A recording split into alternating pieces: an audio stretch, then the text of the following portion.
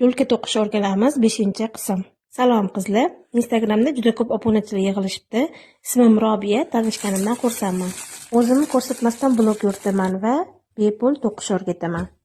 Bugun sizlar bilan mana shu plet va mini lulkani birgalikda bitiramiz. Agar siz mani profilimga yangi qo'shilgan bo'lsangiz, mana shu mini lulka darsligini birinchi qismini mani profilimdan ko'rishingizni tavsiya qilaman. Xo'sh, qizlar, hozir sizlar bilan birgalikda pletimizning oxirgi joylarini to'qiymiz.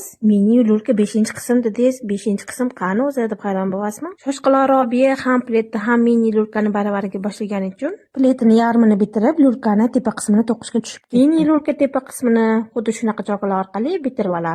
Sizlar bilan gap sotib mini lulkamni bitirib qo'yganimni ham sezmay qoldim. Matras, yostiqchalari va ozgina chala ishlari qoldi. Shuni bitirib keyingi qismda joylayman. Keyingi qismni albatta ko'ring, chunki trenddagi plet va mini lulkani qay darajada bir-birini moslab to'qiganimni o'zingiz baho berasiz.